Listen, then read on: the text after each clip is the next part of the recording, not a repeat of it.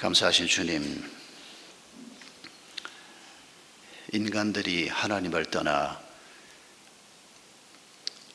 하나님이 계셔야 할 자리에 인간이 있게 되고 하나님이 주인 되어야 할 자리에 인간이 주인 노릇하면서 생긴 이 땅의 온갖 불행과 비극을 주님께서 버려두지 않고 모든 것들을 회복시키는 주님의 은혜를 감사를 드립니다. 하나님을 알지 못하고 스스로 주인 삼아 사는 인간의 죄로 말미암아 모든 것들이 흐트러져 가고 있는 이 세상 속에서 장애인들을 섬기는 마라톤 복지법인을 통한 사역을 하도록 주님께서 저희들을 불러주신 것을 감사합니다. 또 우리 삶의 여러 곳에서 여러 자리에서 피할 수 없이 겪게 되는 고통과 아픔이 있지만은 예수 그리스도께서 우리와 함께 하심으로 그 모든 문제를 극복하는 놀라운 일이 저희에게 있게 하시는 주의 은혜를 감사를 드립니다. 이 복음을 들고 바나바와 바울 사도가 소아시아 터키 땅으로 들어가서 그 말씀을 전했던 사도행전의 기록을 저희가 다시 접하게 하심을 감사합니다. 들어도 믿기 어려운 일을 내가 너에게 전한다고 바울이 비시디아 안디옥 회당에서 설교했습니다.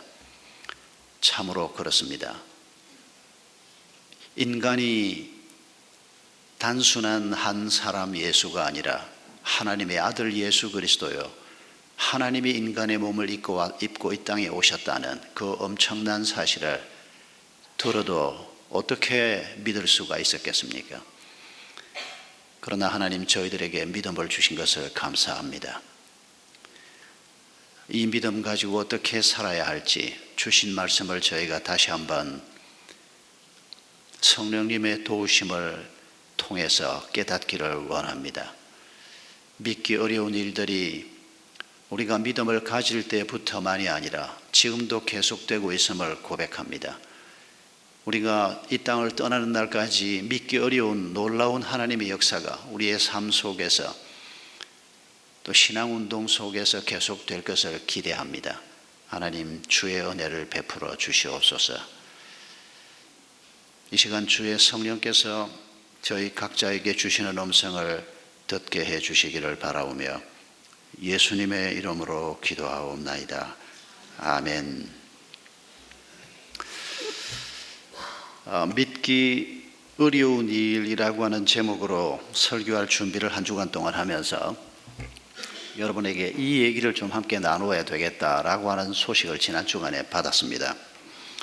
사진을 한 5장 좀 먼저 보여드리려고 하는데 이 5장의 사진은 벌써 떴습니다. 지금 이 사진은 장례식 사진입니다. 설명은 조금 이따 더 하겠습니다. 이 예배당을 건축하는데 모래를 경운기에 싣고 산길을 가던 이 교회 평신도 지도자 한 사람이 경운기가 넘어지고 머리를 다쳐서 돌아가신 겁니다. 그 장례식이 바로 지난 12월 15일에 있었습니다. 그리고 이 예배당은 진행 중인 예배당 건축 모습이고 그 다음 사진 보여주십시오. 이게 완공된 예배당 사진입니다. 지난 5월 하순에 완공이 돼서 그 다음 사진 보여주십시오. 지금 입당 감사 예배를 드리고 있는 모습입니다. 바로 한 열흘 전 사진입니다. 그리고 지금 저 자리에 서서 간증하고 있는, 은혜 나눔을 하고 있는 젊은 여성이 있는데 저 여성은 아버지가 경운기 사고로 돌아가신 그분의 딸입니다. 이 사역은 중국 남쪽에 높은 산 속에서 살고 있는 한 소수민족에게서 최근에 지금 일어나고 있는 일인데, 여기에 들어가서 일하고 있는 장선교사라고 하는 분은 일산에서 목회하던 목회자입니다. 그런데 어느 날 하나님의 콜링이 있었습니다. 중국으로 가라는 하나님의 음성이 있었는데, 놀랍게도 이 사람의 경우는 어느 날 기도하는 중에 방언이 터진 줄 알았는데 방언이 터진 게 아니고, 방언은 방언입니다. 그런데 우리가 생각하는 그런 방언이 아니고 중국말이 터졌습니다. 한 번도 중국말을 배워본 적이 없는데 자기 입에서 중국말이 막 터져 나오는 걸 경험하고 그리고 확인을 해보니까 이 말이 그냥 중국말 비슷해서 그냥 막 찌그러대는 말이 아니고 중국 사람들하고 대화가 가능한 정확한 중국말이었습니다. 이 사건을 계기로 해서 이분이 하나님의 부름이라고 확신을 하고 중국으로 갔고, 그리고 중국에서 지금 방금 보여드린 저 소수 부족들을 섬기는 일을 굉장히 큰 일을 지금 하고 있습니다.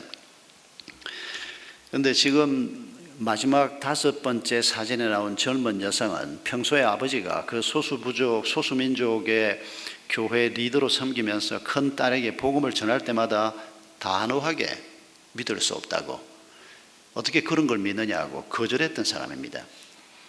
그런 상황에서 아버지가 돌아가신 겁니다. 여러분, 그런 상황에서 아버지가 돌아가셨으면, 그것도 교회 일 하다가 예배당 건축 집 나르다가 돌아가셨으면 그 다음 상황이 짐작이 되지 않습니까? 그 자식이 교회를 얼마나 원망을 하고 교회 대적 노릇을 할지 짐작이 되는데, 이 자매가 아버지가 돌아가신 사건이 얼마나 큰 충격이었겠습니까? 그런데 더 큰 충격은 뭔고 하니까 자기 어머니를 보니까 남편이 지금 돌아가셨는데 교회를 원망하고 하나님을 원망하는 것이 아니고 천국의 소망을 가지고 그 죽음을 극복해가는 모습을 보면서 이 딸이 충격을 받았습니다. 그리고 자기 마을 사람들, 무슨 도시 사람들이 아니고 산속에 사는 소수부족들입니다. 어릴 때부터 한 민족, 한 문화, 한 동네에서 같이 살고 있는 많은 사람들이 그 자기 아버지의 죽음을 놓고 다들 천국의 소망을 가지고 그 슬픔을 극복해내고 예배당을 계속 지어가는 모습을 보면서 이 자매가 엄청난 충격을 받은 겁니다. 그러면서 지난 12월 15일에 그 아버지의 장례가 있었는데, 지난 5월 한 하순까지 한 대여섯 달이 지나는 동안에 이 자매를 하나님이 만지기 시작한 겁니다. 그리고 마침내 예수님을 믿기로 하고 예배당 완공되는 전날 이 자매가 나와서 신앙 고백을 하는 이런 놀라운 사건이 중국 남쪽 운남성 근처 한 산속에서 최근에 있었습니다. 참 놀라운 일이 아닐 수가 없습니다. 복음으로 인해서 한 사람이 변화되고 한 집안이 변화되는 일은 들을 때마다 놀랍습니다. 어떻게 이런 일이 일어날 수가 있나? 여러분, 우리가 요즘 사도행전을 읽고 있는데 지금 수리아 안디옥 교회 파송을 받은 바나바와 바울 두 분이 전도팀을 이끌고 북쪽으로 올라갑니다. 그리고 우리가 읽은 이 본문을 보면 비시디아 안디옥까지 올라갑니다. 수리아 안디옥은 지금 시리아 지역에 있습니다. 팔레스틴 바로 북쪽입니다. 그런데 이 비시디아 안디옥은 터키 땅입니다. 배를 타고 북쪽으로 계속 올라가서 다시 육로를 통해서 쭉 올라가서 비시디아 안디옥까지 올라간 겁니다. 요즘 여행을 해도 여기까지 가는 여행길이 만만치가 않습니다. 그런데 2000여 년 당시의 교통수단을 가지고 여기까지 가는 길이 굉장히 힘들었을 것을 우리가 짐작할 수가 있습니다. 그런데 들어가서 이 안디옥이라고 하는 큰 도시에 들어가서 회당으로 갔습니다. 회당은 유대인들이 항상 모이는 곳입니다. 구약 성경을 아는 사람들이고 여호와 하나님의 이름을 부르는 사람들입니다. 그들에게 구약 성경에 예언된 메시아가 오셨다, 이런 방식으로 처음에 선교를 하기 시작했습니다. 그곳에서 사도 바울이 유대인들과 그리고 경건한 이방인들, 유대교를 받아들이기로 한 사람들을 모아놓고 말씀을 전하면서 41절에 보면 누가 우리에게 말해 주더라도 믿기 어려운 것을 내가 너에게 전하고 있다, 이렇게 표현을 하고 있습니다. 딱 맞는 말입니다. 누가 설명을 해 주어도 참 믿기 어려운 얘기가 예수 믿으라는 얘기입니다. 어떻게 하나님이 인간이 되어서 오셨다는 얘기입니까? 어떻게 그 예수 그리스도가 떠났는데 그의 영이 오셔서 뭐 다른 데 계시다는 것도 아니고 내 속에 들어와서 성령님이 거하신다는 겁니까? 어떻게 인간의 불행이 돈이 없고 쌀이 없고 먹을 게 없고 물이 없어서가 불행이 아니고 하나님이 계시지 않아서 인간의 불행이 시작된다는 겁니까? 이건 너무도 믿기 어려운 얘기입니다. 우리가 듣고 보는 것을 벗어나는 얘기입니다. 우리의 눈에 보이는 것은 가난이 보입니다. 우리의 눈에 보이는 것은 사이가 나쁜 부부가 보일 뿐입니다. 돈이 있고 집이 있고 차가 있고 소유가 좀 더 넉넉하면 인간은 행복할 것 같은데 성경은 그렇게 얘기하지 않습니다. 이런 성경 얘기를 들을 때 지금 전하는 바울 자신도 내가 너에게 얘기하긴 하지만 너희가 참 믿기 어려운 얘기를 내가 전한다. 여러분, 이 복음이 지난 2000년 동안 계속해서 전해졌습니다. 아마 여러분도 다 그런 경험을 떠올리시게 될 겁니다만, 어릴 때부터 교회를 나간 사람, 그러니까 소위 말하는 모태신앙이어도 나이를 조금 먹으면 고민하기 시작하지 않습니까? 엄마 아빠 때문에 교회는 갔지만은 정말 하나님이 계시단 말인가 고민하지 않을 수가 없습니다. 스스로의 결정으로 그 하나님을 받아들이는 과정을 겪지 않을 수가 없습니다. 저는 모태신앙은 아니고 초등학교 한 3학년 때부터 교회를 나갔지만은 모태신앙보다 훨씬 불리할 수밖에 없습니다. 예수 믿는 사람 하나도 없는 집에서 혼자 교회를 나가기 시작했고, 교회만 가면 하나님은 계시다고 계속 그러는데 아무리 주변을 둘러봐도 하나님은 보이지 않고, 교회가 재미있어서 다니긴 다니는데 중학생이 되고 나니까 주일 낮 예배 참석하라 그래서 가보니까 주일학교 예배하고 완전히 분위기가 달랐습니다. 걸핏하면 죄인이라고 그냥, 제가 중학교 1학년 때 얼마나 착한 학생이었는지 모릅니다. 온 동네가 다 할 정도로 제가 착한 학생이었습니다. 그런데도 걸핏하면 죄인이라 그러고, 예수님이 하나님의 아들이라고 그러고, 예수님의 십자가를 통한 사죄, 우리의 죄를 사하는 예수님의 죽음이 아니고는 우리에게 구원의 길이 없다 그러고, 말도 안 되는 소리였습니다. 그런 얘기를 제대로 들어본 적이 없고 그냥 교회를 놀러 다니듯이 한 몇 년 다니고 이제 중학생이 된 중학교 1학년짜리 아이가 지금 교회 맨 앞자리에 와서 앉아 있는데 주일마다 그런 얘기를 해야 되는데 말도 안 되는 소리였습니다. 저는 바울이 비시대 안디옥에 들어가서 설교를 하는 중에 이렇게 얘기를 해도 너희가 참 믿기 어려운 얘기를 내가 하고 있다, 이 말이 너무 마음에 와닿습니다. 제가 몇 년을 교회 가서 앉아 있었지만은 그냥 교회가 좋아서 간 겁니다. 교회 다니는 사람들이 좋아서 그냥 가서 앉아 있긴 하지만은 그런 나를 보고 죄인이라고 막 그냥 쪼아대고 하나님 믿지 않으면 거기에 평강이 없다고 그러고, 아니 우리 아버지가 병에서만 일어나면 우리 집이 얼마든지 회복될 수 있겠는데 우리 아버지같이 똑똑한 사람이 다시 한번 가정을 이렇게 세우면 하나님 없어도 문제가 없을 것 같은데, 그런데 목사님이 하는 설교는 전혀 달랐습니다. 정말 믿기 어려운 하나님의 말씀을 믿고 오늘 이 자리에 와서 앉아 계신 여러분들을 축하합니다. 아직까지 나는 못 믿어 이런 분도 조금 계시겠지만은 그래도 오늘 와서 앉아 있는 거 축하합니다. 어떻게 그게 믿어져서 오늘 여기에 와서 앉아 있습니까? 저는 그 사실을 생각하는 것만으로도 늘 감동이 됩니다. 그렇게 믿어지지 않던 것들이 고1 때 어느 날 믿어지기 시작했습니다. 믿어지기 시작할 때 제가 어떻게 생각했는지 또 한번 얘기하고 싶습니다. 내가 이제 마침내 세뇌를 당했구나, 제가 그렇게 생각했습니다. 교회가 좋아서 내가 열심히 교회를 지금 다니다 보니까 매주일 와서 앉아있고 토요일 저녁마다 성경 공부하고 그러다 보니까 말도 안 된다고 내가 계속 생각했는데 그게 이제 조금씩 믿어지기 시작하는 걸 보고 이제 내가 세뇌를 당하기 시작했구나, 정말 그렇게 생각했습니다. 제가 의심이 굉장히 많은 사람입니다. 여성들보다 남성들이 의심이 더 많습니다. 예수님을 영접하고 난 다음에도 의심이 너무 많았습니다. 그런데 그런 저를 하나님이 다루어 가신 지난날 과정을 생각하면 그저 모든 것이 하나님의 은혜라고 하는 말이 조금의 과장도 없이 제 고백이 될 수밖에 없다는 것을 다시 한번 하나님 앞에 말씀드리지 않을 수가 없습니다. 그렇게 믿기 어려웠던 나, 그뿐만 아니고 파산을 하고 집이 엉망진창이 되어 있고 내 우상이었던 아버지, 내 우상이었던 형님, 그 두 사람이 제 어린 시절의 우상이었습니다. 우리 아버지는 일본 유학까지 갔다 온 우리 마을에서 제일 똑똑한 분, 제일 인물 좋은 분, 제일 성격 좋은 분, 돈 제일 잘 버는 분. 그런데 제가 초등학교 5학년 때 하루아침에 무너져 버렸습니다. 영화의 한 장면처럼 가난과 슬픔과 불행이 저희 집을 들이닥쳤습니다. 제 우상이었던 우리 시골 고등학교에서 늘 1, 2등을 다투던 우리 형님은 틀림없이 서울대학을 갈 줄 알았습니다. 그런데 서울대학을 못 가더라고요. 그런 과정에서 저는 교회를 출석하면서 하나님께서 우리 아버지의 무능함이 무엇이고 인간이 가지고 있는 것의 무능함이 무엇인가를 하나씩 둘씩 보여주기 시작했습니다. 고통을 받고 있는 어머니를 위해서 내가 할 수 있는 게 아무것도 없다는 것을 보기 시작했습니다.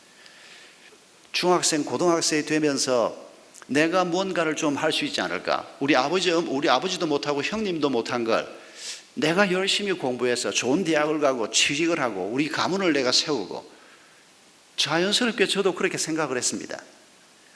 그런데 하나님께서 고등학교 1학년 때 인격적으로 저를 만나 주셨는데, 그걸로 부족하니까 하나님께서 고3 때 저로 하여금 성령 체험을 하게 하셨습니다. 강하게 성령이 제 마음속에 임하시고 온몸이 불덩이처럼 뜨거워지고 주일 낮예배 때 있었던 사건입니다. 1970년 1월 둘째 주일 낮예배 때 제 고향 교회에서 김영진 선교사님이 오셔서 설교를 하셨는데 지금은 천국 가셨습니다.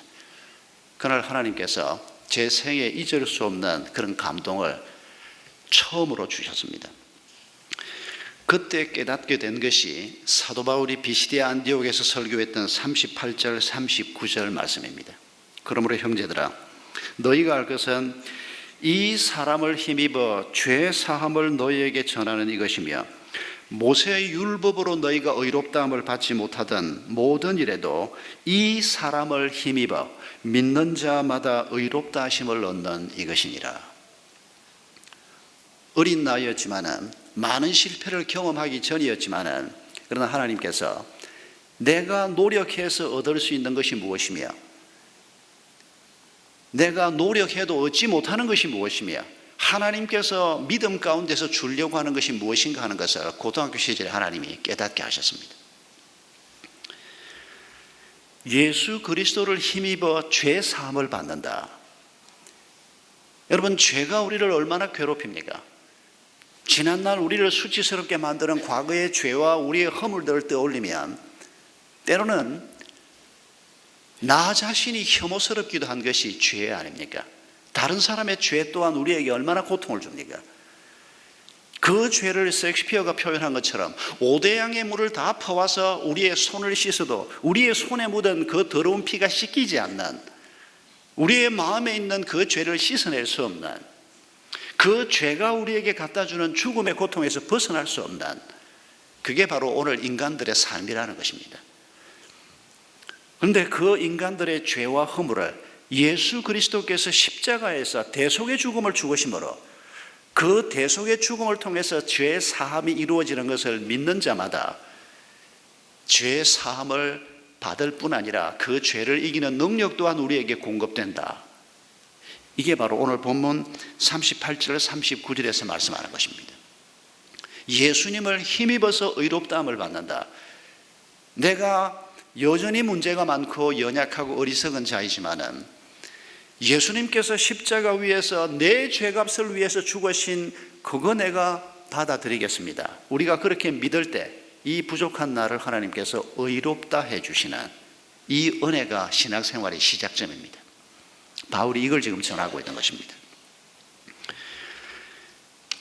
여러분, 우리의 문제가 돈이 없어서 문제이기도 하고 깨진 관계가 문제이기도 하고 소유가 부족해서 우리에게 생기는 문제, 환경의 열악함 때문에 우리에게 생기는 문제들이 많이 있습니다. 그러나 잊지 말아야 할 것은 그게 전부가 아니라는 것입니다.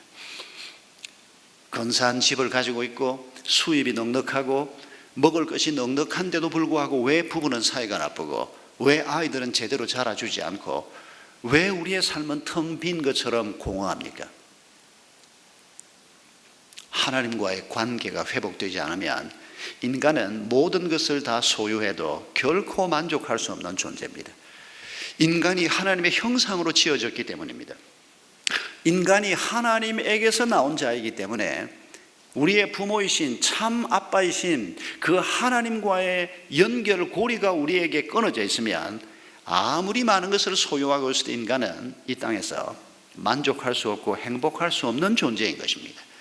그 하나님과 우리를 다시 연결시켜주는 시작 지점이 우리를 의롭다 하시는 하나님의 은혜를 입는 것입니다. 내가 죄인인 것을 인정하고 하나님 없이 살려고 했고 살아왔던 내 잘못, 그게 바로 죄요. 그 죄가 죽음을 가져오고 그 죽음이, 영적 죽음이 우리에게 있기 때문에 우리에게 두려움이 있고 염려가 있고 욕심을 이길 수가 없고 번뇌를 이길 수가 없는 그 죄값을 예수 그리스도가 대신 담당하셨다는 것입니다. 여러분, 이걸 믿는 것이 얼마나 놀라운 일인지 믿지 않는 자도 알고 믿는 자도 압니다. 믿지 않는 자들은 아니 그 말도 안 되는 걸 어떻게 믿냐 그래서 놀랍고, 믿는 자들은 이 말도 안 되는 말을 내가 어떻게 믿게 됐냐 그래서 놀라는 것이 바로 믿음의 성입니다. 바울은 비시디 안디옥에서 설교를 하면서 새 성경 귀절을 인용을 합니다. 그 첫 번째 귀절은 시편 2편 7절입니다. 너는 내 아들이라 내가 너를 낳았다. 이 귀절을 사도행전 13장 33절에서 너는 내 아들이라 오늘 너를 낳았다 이렇게 인용하고 있습니다. 여러분, 하나님이 우리를 낳았다는 것입니다. 여러분, 이 세상에서 가장 사랑스러운 존재가 누굽니까? 요즘 연세 드신 분들이 이 세상에서 가장 사랑스러운 존재는 자식이 아니고 자식의 자식이다 이런 농담을 자주 듣는데,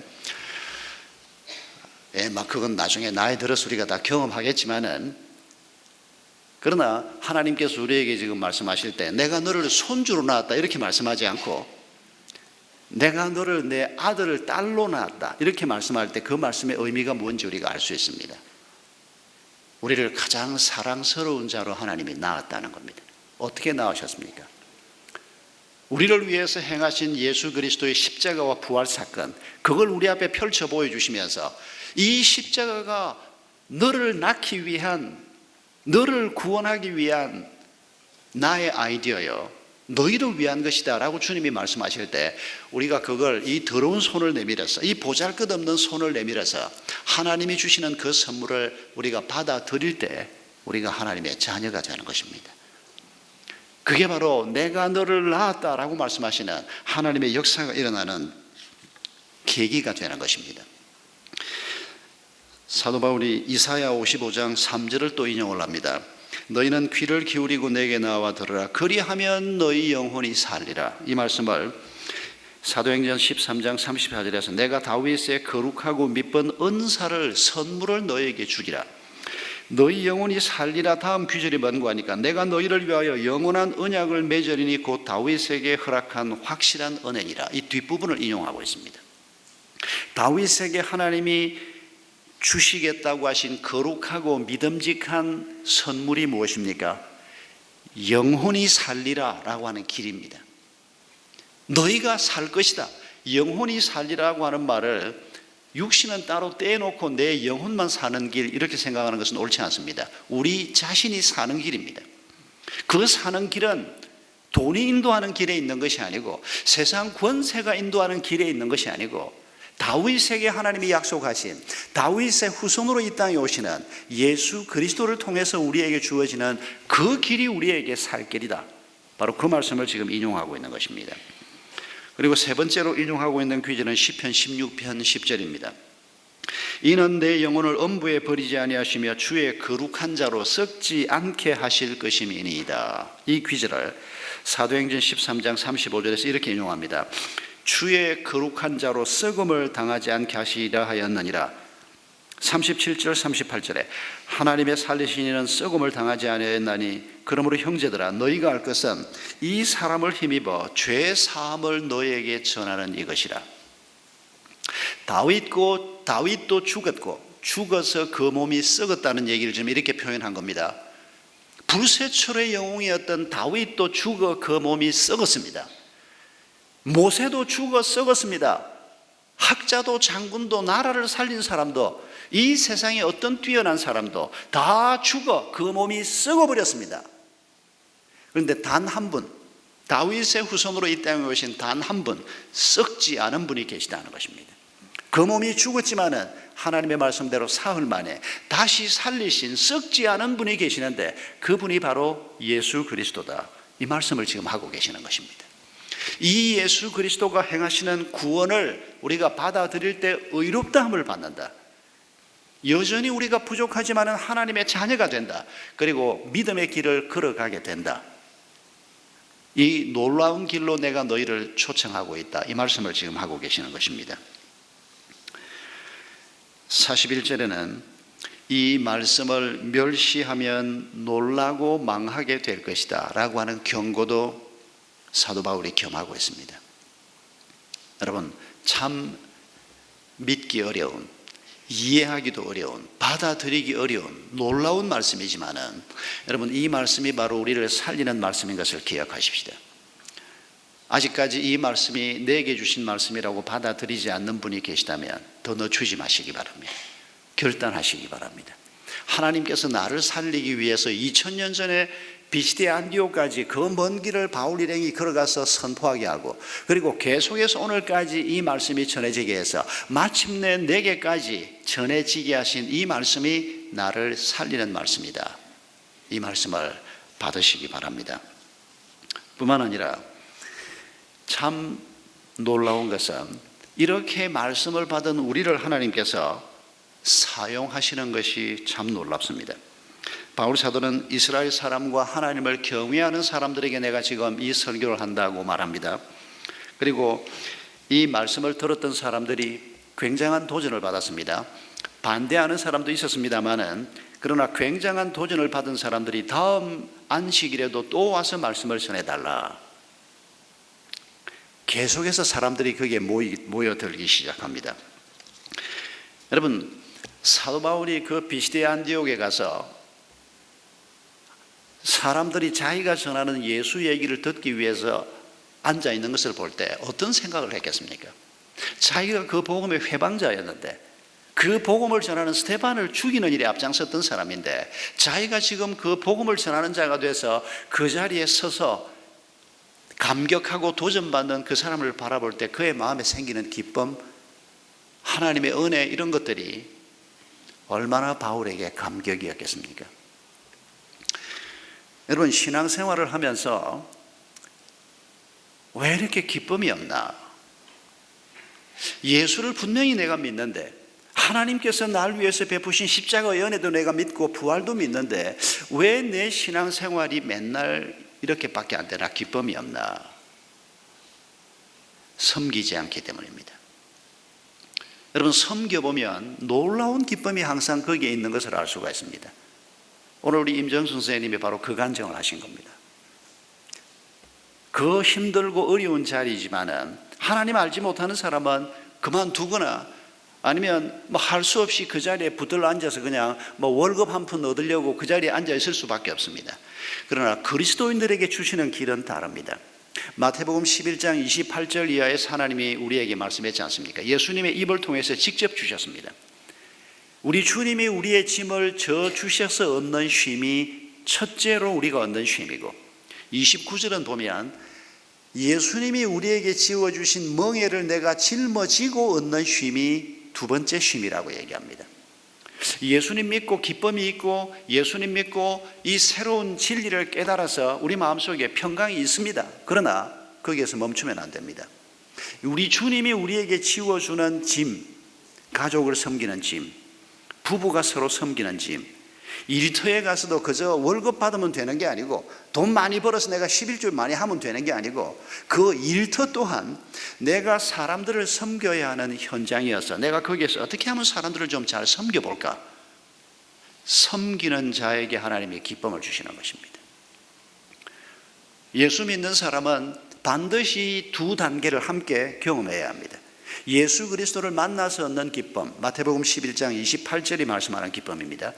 그리고 마태복음 11장 29절이 말하는 기쁨, 주님의 멍에를 메고 내가 길을 걸어갈 때 주님이 또 한 번 우리에게 쉼을 주겠다, 기쁨을 주겠다. 여러분, 이게 오늘 우리에게 없는 걸 볼 수가 있습니다. 그저 묶여서 열심히 살기는 사는데, 그리고 믿음으로 살아야 되겠다고 하는 부담은 늘 마음속에 있는데, 정작 내 삶 속에 주님이 지워주는 멍에를 메는 섬김이 없을 때 주님이 공급하는 기쁨도 당연히 없어지는 겁니다. 여러분, 한번 내가 주님의 사역, 주님이 내게 지워주시는 짐을 지는데 얼마나 관심이 있는가 한번 잘 살펴보시기 바랍니다. 날마다 살펴보셔야 합니다. 먼저 가정에서 부부가 서로 하나님이 이 사람을 내 아내로 내 남편으로 세워줄 때 서로 돕는 배필 되라고, 서로 섬기는 자 되라고 부부로 짝지어 주셨는데 내가 이 사람을 얼마나 섬기려고 하나, 이 생각 안 하고 있으면 당신은 하나님하고 별 상관이 없는 사람입니다. 여러분, 그렇게 섬길 때 거기에 하나님이 약속하신 기쁨이 있는 거 잊지 마십시오. 자녀와 부모 관계도 마찬가지입니다. 아이고, 이것들이 언제 자라서 그냥 집 앞벌이 지가 알아서 하고, 그냥 자식을 볼 때 그런 눈으로 보지 말라는 겁니다. 하나님께서 내게 섬김의 대상으로 주신 자녀, 여러분, 자식만큼 기쁨을 주는 존재들이 또 얼마나 있겠습니까? 그런데 그것도 그저 부모의 본능으로 느끼는 것이 아니고 하나님이 날 부모로 세워주셔서 내가 이 아이들을 내 뒤를 이어서 하나님 나라 운동을 해나갈 사람으로 세워가는, 하나님이 지워주신 짐이라는 것을 우리가 깨닫고 부모 노릇을 하려고 할 때 거기에는 놀라운 하나님의 기쁨도 함께 따라오는 것입니다. 여러분, 이 기쁨을 우리가 생각할 줄 알아야 합니다. 이 기쁨을 월, 화, 수, 목, 금, 토 한 주간 동안에 가정에서, 일터에서, 목장에서 누릴 수 있어야 합니다. 이게 지금 사도 바울이 우리에게 보여주는 겁니다. 갑자기 몇 년 전 목장에 갔을 때 일이 생각납니다. 교회 처음 나온 40대 중반의 한 남자가 목장을 잘 안 나오고 교회 나온 지는 한 몇 달밖에 안 됐는데 담임 목사가 목장 탐방을 온다고 당신도 꼭 와야 된다 그래가지고 와서 앉아 있었습니다. 제가 자리를 잡고 앉으니까 목자가 그 남자를 제 바로 옆에 앉혔습니다. 그리고 같이 교제를 하는데 목사님한테 뭐 묻거나 질문할 거 있으면 하라고. 그러니까 제 옆에 앉아있는 이 40 중반에 지금 교회 나온 지는 한 서너 달밖에 안 됐고 목장에도 지금 한 두세 번밖에 안 나왔다는 이 사람이, 목사님 질문 있습니다. 뭡니까? 교회를 처음 나온 사람이 질문을 하니까 저도 반가워서 뭡니까? 이 사람이 뭘 궁금해하나 그러고 쳐다봤더니, 저를 빤히 쳐다보더니 목사님은 무슨 재미로 삽니까? 이러는 겁니다. 제가 그 사람 질문을 잊을 수가 없습니다. 저한테 엄청난 충격이었기 때문입니다. 제가 그 질문을 받는 순간에 이 사람 눈에 내가 참 재미없게 사는가 보다 이런 느낌이 들었습니다. 나는 지금 너무너무 사는 게 재미있는데 왜 예수 안 믿는 이 사람이 교회를 지금 그래도 석 달을 다녔다는데 나를 보면 저 사람 사는 거 참 재미있나 보다, 뭘 하고 사는지 모르지만은 나도 한번 저렇게 살아볼 수 없을까? 나는 그 맛에 사는 사람인데 이 사람이 교회 와서 등록도 하고 이제 부인 따라서 열심히 교회에 오기로 했다는 사람이 처음 저하고 만난 자리에서 그렇게 묻는데 저한테 그게 좋은 선생 노릇을 했습니다. 내가 정말 어떻게 살고 있나? 내가 예수님 때문에 기뻐하고 있나? 나도 이 목사질을 많이 못해서 하는 건가? 그냥 하나님이 그냥 중학생 때부터 하라고 그냥 난리를 떨어서 얼마나 저를 돌아보는데 좋은 기초가 됐는지 모릅니다. 그 사람 생각이 자주 납니다. 지금은 얼굴도 잘 생각이 안 납니다. 누구 남편이었는지도 기억이 잘 안 나는데 아마 지금 샘물교회 열심히 다니고 있을 건데, 여러분, 하나님께서는 우리가 이 삶의 길을 걸어가면서 즐겁고 재미있게 살기를 원하십니다. 저는 그거 확신합니다. 또 이렇게 생각하지는 마시고, 전에 총목자 모임 때 목장 모임이 재미있어야 된다 그랬더니 한 목자가 손을 들면서 목사님 재미있게 목장 모임 할 수 있는 방법이 있습니다. 뭔데요? 그러니까 모일 때마다 고스톱 치게 해주시고 맥주 한 잔씩 마시게 해주시면 됩니다.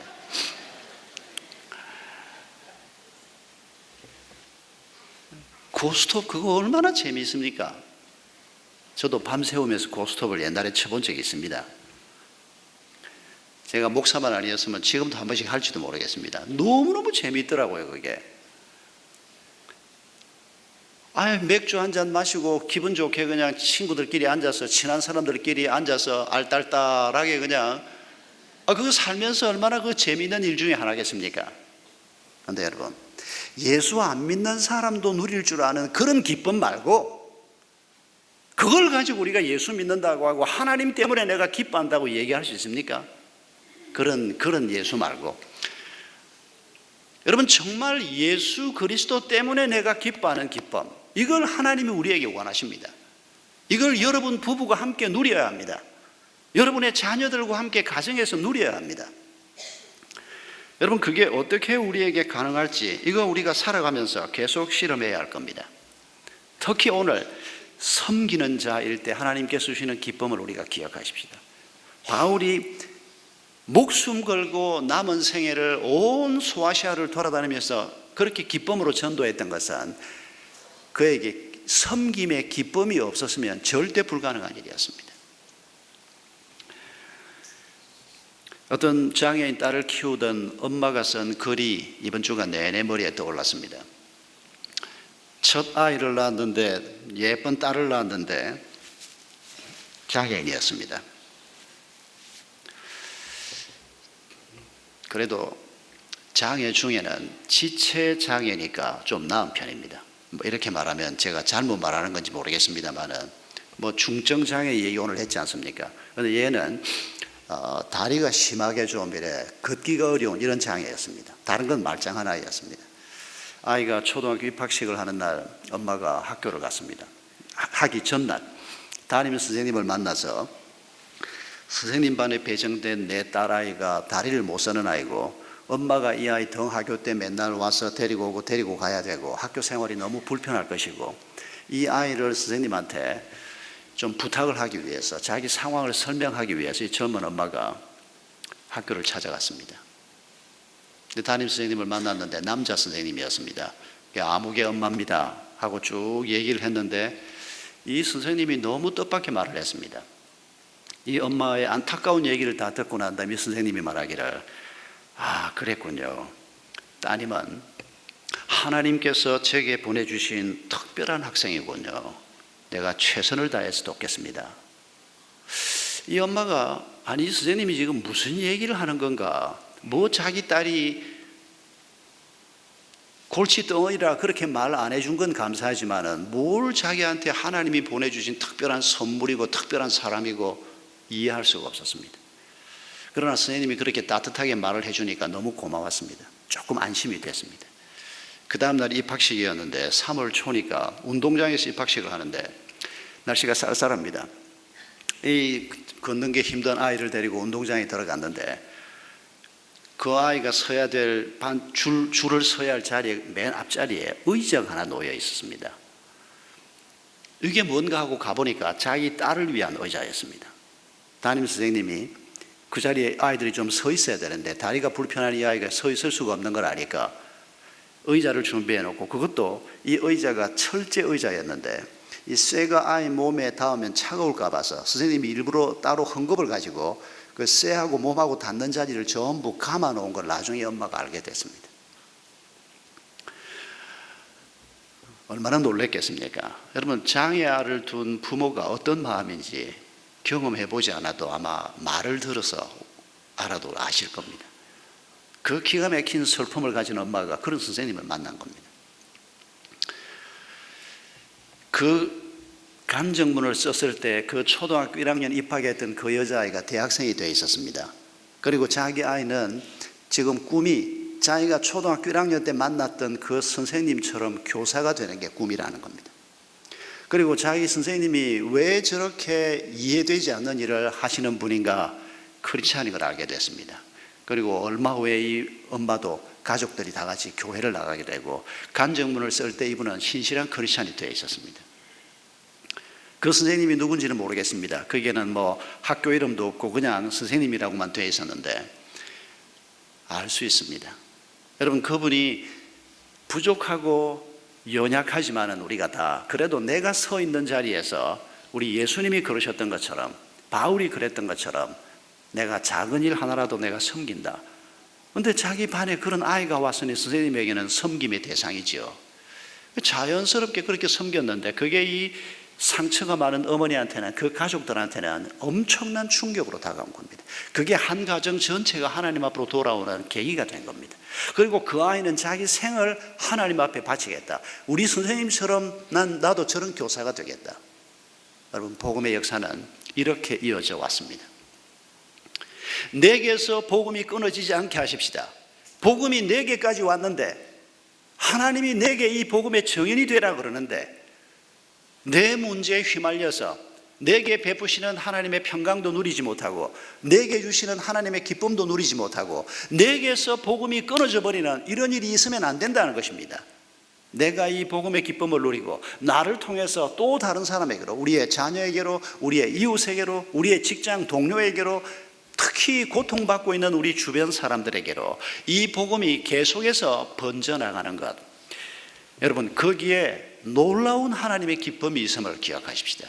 그게 바로 오늘 본문의 사도들의 모습입니다.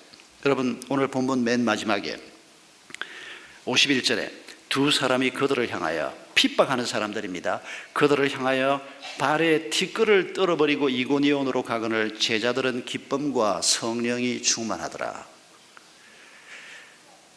이때 뭐 그렇게 기뻤을까 생각해보면 좀 혼돈이 되기도 합니다. 죽이겠다고 달겨들고 이 사람들을 따라다니면서 반대를 하고 이러는데, 여기에 이런 기쁨을 얘기하고 있습니다. 여러분, 이게 바로 복음이 주는 섬김의 기쁨입니다. 참 믿기 어렵지만은 믿는 자는 알 수 있는 하나님의 말씀을 내게 주어진 말씀으로 받는 자는 경험할 수 있는 놀라운 하나님의 약속이 여기에 담겨져 있습니다. 성도 여러분, 하나님의 뜻이 바울과 바나바를 통해서 이루어질 뿐 아니라 우리를 통해서도 이루어져야 합니다. 마라톤 복지법인을 통해서 이루어질 뿐 아니라 이 마라톤 운동에 동참하는 우리 성도들을 통해서도 이 일이 동일하게 이루어져야 합니다. 여러분, 우리가 이제 서윗 하모니 팀이 연주하는 동안에 묵상하면서 우리 자신이 어떻게 그리스도인으로서 섬김의 길을 갈 것인가 주신 말씀에 대한 묵상을 이 시간 하면서, 또 여러분 후원 약정서에 여러분의 이름과 필요한 몇 가지를 쓰셔서 신청서도 함께 작성해 주시기 바랍니다. 자, 우리 들어오세요.